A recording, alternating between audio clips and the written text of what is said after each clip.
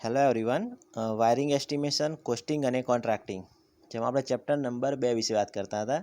Chapter number 2માં આપણે ખરીદ પદ્ધતિ વિશે વાત કરતા હતા કે જ્યારે પણ આપણું પ્રોજેક્ટ કાર્યમાં જે પણ કંઈ માલ સામાનની રિક્વાયરમેન્ટ હોય એ રિક્વાયરમેન્ટ એકવાર નક્કી થઈ ગયા પછી એ રિક્વાયરમેન્ટને આપણે કઈ રીતે પૂર્ણ કરવી, એટલે કે તમામ માલ સામાનની ખરીદી કઈ રીતે કરવી, તો એ ખરીદી કરવા માટેની અલગ અલગ પદ્ધતિઓ હતી. તો એ પદ્ધતિઓ વિશે આપણે સૌપ્રથમ પ્રકારો વિશે વાત કરી હતી કે કુલ 3 પ્રકારની પદ્ધતિઓ હોય. જેમાં પ્રથમ પદ્ધતિ હતી તપાસ દ્વારા ખરીદ પદ્ધતિ, ત્યાર પછી ટેન્ડર દ્વારા ખરીદ પદ્ધતિ અને ત્રીજો પ્રકાર હતો ભાવ અથવા તો દર અંકની રીતેની ખરીદ પદ્ધતિ. તો એ ત્રણેય પદ્ધતિઓ પૈકીની આપણે જે પ્રથમ પદ્ધતિ હતી કે તપાસ દ્વારા ખરીદ પદ્ધતિ એ વિશે આપણે વાત કરતા હતા. અને આપણે જોયું હતું કે જ્યારે પણ જે માલ સામાનની કિંમત હોય એ માલ સામાનની કિંમત 10,000 કરતાં ઓછી હોય ત્યારે આપણે તપાસ આધારિત ખરીદ પદ્ધતિનો ઉપયોગ કરતા હોઈએ છીએ. અને આ પ્રકારની ખરીદ પદ્ધતિમાં સૌપ્રથમ જે આપણો પ્રોજેક્ટ એન્જિનિયર હોય એ પ્રોજેક્ટ એન્જિનિયર એક પ્રકારનું માલ સામાનનું પોતે એક લિસ્ટ તૈયાર કરશે અને એ માલ સામાનનું લિસ્ટ તૈયાર કર્યા પછી જે પણ કંઈ લેટર પેડ હોય એ લેટર પેડ ઉપર પોતાનું સરનામું લખશે અને પોતાનું સરનામું લખ્યા પછી જે દુકાનદાર પાસેથી આપણે માલ સામાનનું જે ખરીદ પત્રક મંગાવવાનું હોય તો એ દુકાનદારનું સરનામું લખશે અને એ બંને સરનામા લખ્યા પછી આપણે વિષય તરીકે લખીશું કે ભાવપત્રક અંગે જણાવવા બાબત. અને વિષયો લખ્યા પછી જે પણ કંઈ માલ સામાન હોય એ માલ સામાન આપણને માલ સામાનની જે કિંમત થતી હોય એ કિંમત આપણને આ તારીખની પહેલાં આપણને જણાવી દેવાની બાબત. અને એની નીચે આપણે અલગ અલગ પ્રકારની આપણી શરતો લખીશું અને એ શરતો લખ્યા પછી જે પ્રોજેક્ટ એન્જિનિયર હોય એ પ્રોજેક્ટ એન્જિનિયર સાઇન અને સિક્કો એ નીચેની બાજુએ જમણી બાજુએ આવશે. અને અંતે આપણે બિડાણ તરીકે જોડીશું જે માલ સામાન મંગાવવાનો હોય એ માલ સામાનની જે વિગત હોય એ વિગતનું જે કાગળ હોય એ કાગળને આપણે બિડાણ તરીકે જોડીશું. તો આ પ્રકારનો કંઈક નમૂનો હતો જેની આપણે આગળના લેક્ચરમાં પણ વાત કરી હતી.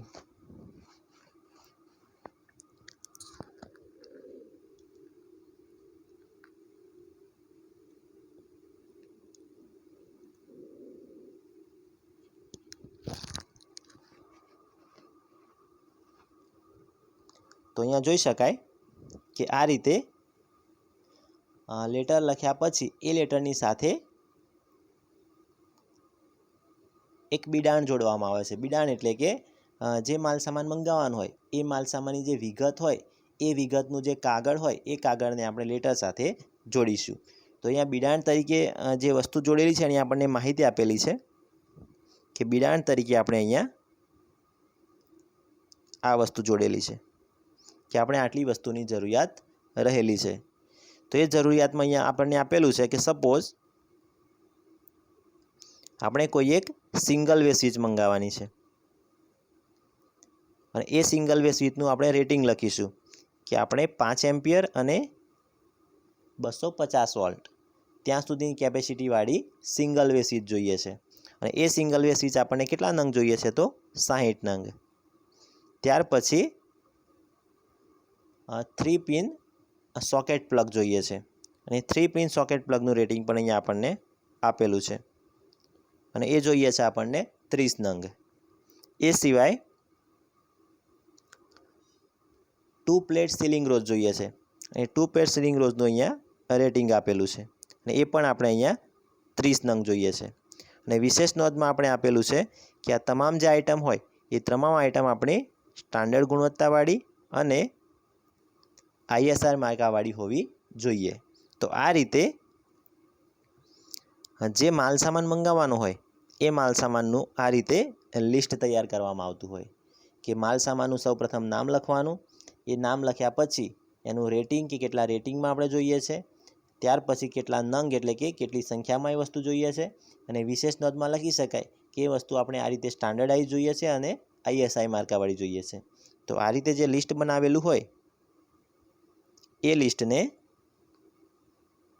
આ જે આપણો લેટર હતો એ લેટર સાથે બિડાણ તરીકે જોડવામાં આવે છે. અને આ રીતે જોડ્યા પછી માર્કેટમાં જે રિટેલર હોય એટલે જે દુકાનદારો હોય એ દુકાનદારોને મોકલવામાં આવતું હોય અને એ દુકાનદારોને મોકલ્યા પછી એ જે તમામ દુકાનદારો હોય એ દુકાનદારો આપણો જે માલ સામાન હોય એ માલ સામાનની પોતે એમની દુકાનમાં જે કિંમત ચાલતી હોય એ કિંમત લખીને આપણને મોકલાવશે. અને આપણે વાત કરી હતી કે તપાસ આધારિત ખરીદ પદ્ધતિમાં ઓછામાં ઓછી 3 જગ્યાએ આપણે મોકલવું ફરજિયાત હોય છે. એથી વધુ પણ આપણે મોકલી શકાય, પરંતુ ઓછામાં ઓછી 3 દુકાને આ જે લિસ્ટ હોય એ લિસ્ટ આપણું મોકલવું ફરજિયાત છે. અને ત્રણેય દુકાનેના જે ભાવ ચાલતા હોય એ ભાવ આપણને મળ્યા પછી, એ ભાવને આપણે જોયા પછી જે જગ્યાએ આપણને અનુકૂળ લાગે ત્યાં આપણે ઓર્ડર આપતા હોઈએ છીએ. તો આ રીતે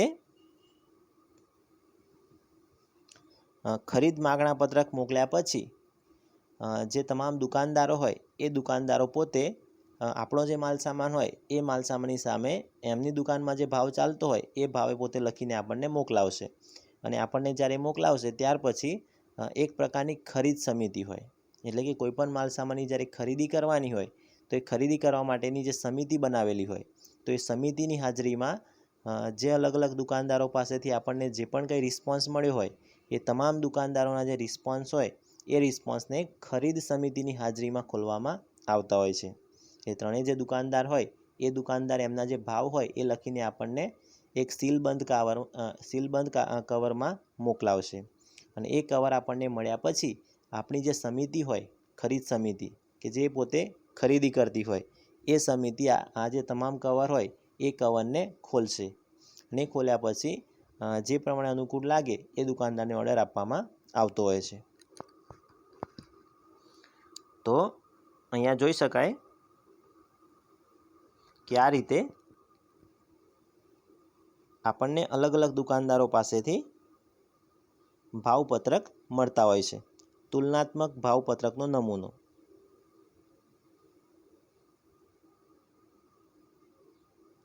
કે જે પણ કંઈ આપણને રિસ્પોન્સ મળે અલગ અલગ દુકાનો પાસેથી એ લોકોની આપણે તુલનાત્મક એટલે સરખામણી કરીશું. તો અહીંયા જોઈ શકાય કે પ્રથમ તો આ એક પ્રથમ દુકાનદાર આપેલો છે જેને આપણને ભાવ મોકલાયો છે. અહીંયા બીજો દુકાનદાર અને અહીંયા ત્રીજો દુકાનદાર. આ ત્રણેય દુકાનદારે અલગ અલગ આપણને અહીંયા ભાવ મોકલેલા છે. અહીંયા જે આપેલું છે એ આપણે જે લિસ્ટ મોકલાવ્યું હતું કે આપણને આટલા માલસામાનની જરૂરિયાત છે એ લિસ્ટ આપેલું છે.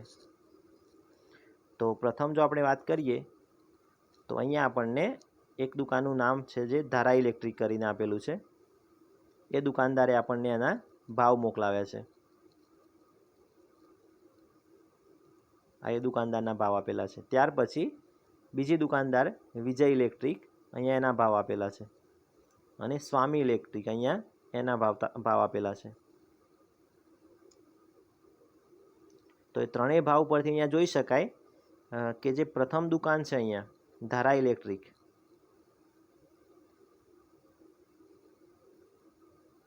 એના ભાવ આ બંને દુકાનની સરખામણીમાં થોડા ઓછા છે. અને એ સિવાય અહીંયા જોઈ શકાય કે આ ત્રીજી જે દુકાન છે એ દુકાનમાં જે મટીરિયલ છે એ મટીરિયલ આપણને ISI માર્કાવાળું મળતું નથી. એટલે આ દુકાનને આપણે અહીંયા અવોઇડ કરીશું, આ દુકાનદારને આપણે લઈશું નહીં. અને આ બંને દુકાનમાં જો આપણે સરખામણી કરીએ તો એમાં જે પ્રથમ દુકાન છે ધારા ઇલેક્ટ્રિક, એનું જે ભાવપત્રક છે એ ભાવપત્રક આપણને થોડું રિઝનેબલ અને થોડું યોગ્ય આપણને લાગતું હોય એવું જોઈ શકાય છે. તો આ રીતે સરખામણી કર્યા પછી આપણી જે ખરીદ સમિતિ હોય કે જે નક્કી કરતી હોય કે કઈ દુકાને આપણે ઓર્ડર આપવો, એ ખરીદ સમિતિના અહીંયા સભ્યોની સહી કરવામાં આવતી હોય છે. આપણી જે ખરીદ સમિતિ હોય એ ખરીદ સમિતિના સભ્યોની અહીંયા સાઇન કરવામાં આવતી હોય. અને જે જવાબદાર અધિકારી હોય એ જવાબદાર અધિકારીને અહીંયા સાઇન કરવામાં આવતી હોય છે. તો પ્રથમ આપણે ખરીદ પદ્ધતિ માટે જે તપાસ ફોર્મનો નમૂનો જોયો કે પ્રથમ તો આપણે માર્કેટમાં તપાસ કરી કે કઈ જગ્યાએથી આપણને માલસામાન મળી રહેશે. તો પ્રથમ આપણે એનો તપાસ ફોર્મનો નમૂનો જોયો. એ તપાસ ફોર્મનો નમૂનો જોયા પછી એનું તુલનાત્મક ભાવપત્રક જોયું. એટલે તમામ દુકાનદારે આપણને જે પણ કંઈ ભાવતાલ મોકલ્યા એ ભાવતાલને આપણે તુલનાત્મક સરખામણી કરી. તો તુલનાત્મક ભાવપત્રક કયા પ્રકારનું હોય તો એ એ નમૂનો આપણે અહીંયાથી જોઈ શકાય કે જો આપણને પૂછાય કે તુલનાત્મક ભાવપત્રકનો નમૂનો લખીને સમજાવો, તો એ સમયે આપણે આ રીતે એનો નમૂનો દોરી અને સમજાવી શકાય. હવે તુલનાત્મક ભાવપત્રક મળ્યા પછી ફાઇનલી ખરીદ પત્રકનો નમૂનો કયા પ્રકારનો હોય એ વિશે આપણે જોઈશું. તો અહીંયા આપણે આપેલું છે ખરીદ પત્રકનો નમૂનો. હવે આપણે અહીંયા ફાઇનલ ઓર્ડર આપીશું. તો જે રીતે આપણે વાત કરી હતી કે સૌ પ્રથમ તો જે આપણો પ્રોજેક્ટ એન્જિનિયર હોય એ પ્રોજેક્ટ એન્જિનિયરનું સરનામું આવશે. એટલે અહીંયા જોઈ શકાય કે આપણો જે પ્રોજેક્ટ એન્જિનિયર હોય એ પ્રોજેક્ટ એન્જિનિયરનું સરનામું આવશે. એની નીચે પત્ર ક્રમાંક, એટલે કે સૌ પ્રથમ જ્યારે આપણે તપાસ ફોર્મ દ્વારા જે ચકાસણી કરી હતી તો એ વખતે જે પત્રનો ક્રમાંક હતો એ પત્રનો ક્રમાંક આવશે. અહીંયા તારીખ આવશે. અને આપણે હાલ જ જોયું કે જે અલગ અલગ દુકાનો હતી એ દુકાનોમાં આપણે જે દુકાનેથી માલ સામાન મંગાવવાનો હોય એ દુકાનનું અહીંયા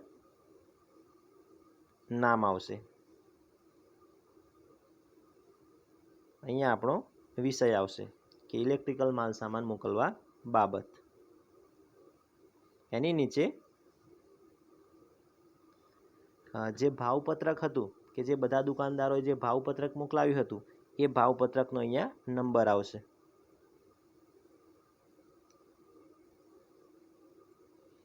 અને જે ભાવપત્રક હોય એ મુજબ અહીંયા આપણે તારીખ લખીશું કે આ તારીખ સુધીમાં આપણે જે માલ સામાન નક્કી કર્યો હતો એ માલ સામાન આ તારીખ સુધીમાં મોકલાવી આપવાની બાબત.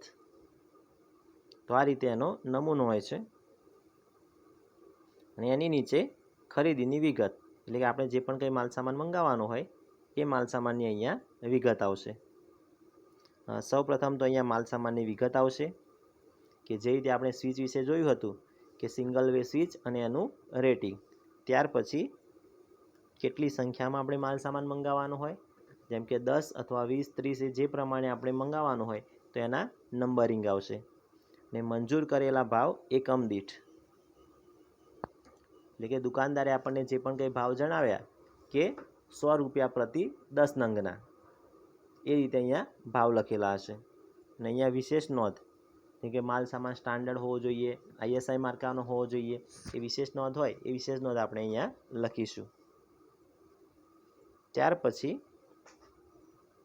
આપણે જે માલ સામાન મંગાવવાનો હોય એ માલ સામાનની આપણે અમુક શરતો લખીશું કે અમારે જે માલ સામાન જોઈતો હોય એ માલ સામાન આટલી શરતો પૂર્ણ કરતો હોવો જોઈએ. તો પ્રથમ શરત આપેલી છે કે માલ સામાન સ્પેસિફિકેશન મુજબ હોવો જોઈએ, એટલે આપણે જે પ્રમાણે માગણી કરી છે એ માગણી પ્રમાણે એટલા જ રેટિંગનો માલ સામાન હોવો જોઈએ. પછી આપેલું છે કે માલ સામાન જો ઉતરતી કક્ષાનો માલુમ પડશે તો તમારા ખર્ચે પરત મોકલાવી આપવાનો રહેશે. એટલે આપણે જે પણ કંઈ માલ સામાન મંગાવ્યો હોય એના કરતાં જો હલકી ગુણવત્તાનો માલ સામાન જો દુકાનદાર આપણને પહોંચાડશે તો એ માલ સામાન બદલી આપવાની જવાબદારી દુકાનદારની રહેશે. અને એ દુકાનદારે જે હલકી ગુણવત્તાવાળો માલ સામાન હોય એ માલ સામાનને અહીંયાથી ત્યાં લઈ જવાનો અને ત્યાંથી પાછો બીજો માલ સામાન મોકલાવાનો, એ જે ખર્ચો થાય એ તમામ ખર્ચો પણ દુકાનદારને ભોગવવાનો રહેશે. પછી આપેલું છે બિલ 3 નકલમાં મોકલવાનું રહેશે. એ જે માલ સામાનનું જે બિલિંગ હોય એ બિલિંગની કુલ 3 કોપી બનાવવાની રહેશે. પછી આપેલું છે કે બિલના નાણાં માલની ચકાસણી થયા બાદ 7 દિવસની અંદર ચેક દ્વારા આપવામાં આવશે. એટલે આપણે જે માલ સામાન મંગાવ્યો હોય એ માલ સામાનના જે પણ કંઈ પૈસા હોય એ પૈસા સૌ પ્રથમ તો માલ સામાનને ચેક કર્યા બાદ એ માલ સામાન કમ્પ્લીટલી યોગ્ય જણાશે. તો યોગ્ય જણાયા પછી 7 દિવસની અંદર આપણે ચેક દ્વારા જે પણ કંઈ પેમેન્ટ હોય એ પેમેન્ટને આપણે દુકાનદારને મોકલાવીશું. માલ સામાનનો ટ્રાન્ઝિટ વીમો ઉતારવો આવશ્યક છે. એટલે કે માલ સામાન જે પણ આપણે ખરીદતા હોઈએ તો એ માલ સામાન ખરીદતી વખતે ક્યારેક એવું બની શકે કે એને લાવવા લઈ જવામાં અથવા તો કોઈ કુદરતી હોનારતને પરિણામે એ જે માલ સામાન હોય એ માલ સામાન ડેમેજ થઈ જાય, તો એના માટે ટ્રાન્ઝિટ વીમો ઉતારવો આવશ્યક છે. અને માલ સામાન દુકાન સુધી પહોંચતો કરવા બાબત, એટલે માલ સામાન જે હોય એ તમામ માલ સામાન એન્જિનિયર સુધી પહોંચાડવાની જવાબદારી દુકાનદારની રહેશે. તો આ રીતે એન્જિનિયરને જે રીતે યોગ્ય લાગશે એ પ્રમાણે પોતે જે શરતો હોય એ શરતો દુકાનદારને જણાવશે. અહીંયા નીચે એન્જિનિયરનું નામ અને સહી સિક્કો આવશે. તો આ રીતે પ્રથમ જે પદ્ધતિ હતી તપાસ આધારિત ખરીદ પદ્ધતિ એ આ રીતે પૂર્ણ કરવામાં આવતી હોય છે. તો એને આપણે શોર્ટમાં જોઈએ તો મેઇનલી તો આપણે વાત કરી કે જ્યારે 10,000થી ઓછી કિંમતનો માલ સામાન હોય ત્યારે આ પદ્ધતિનો ઉપયોગ કરવામાં આવતો હોય છે. અને આ પદ્ધતિમાં જે પણ આપણો પ્રોજેક્ટ એન્જિનિયર હોય એ પ્રોજેક્ટ એન્જિનિયર કોમ્પ્યુટરાઇઝ એક પ્રકારનું માલ સામાનનું લિસ્ટ તૈયાર કરશે. લિસ્ટ તૈયાર કર્યા પછી આપણે આને એક લેટર સાથે જોડી અને માર્કેટમાં રિટેલર દુકાનો પાસે મોકલાવીશું. અને જે પણ દુકાનો પાસે મોકલાવીએ પરંતુ ઓછામાં ઓછી 3 દુકાને મોકલવું ફરજિયાત છે. અને એ તપાસ ફોર્મનો નમૂનો એ દુકાનદારો પાસે મોકલ્યા પછી એ દુકાનદારો એમના ભાવપત્રક આપણને જણાવશે.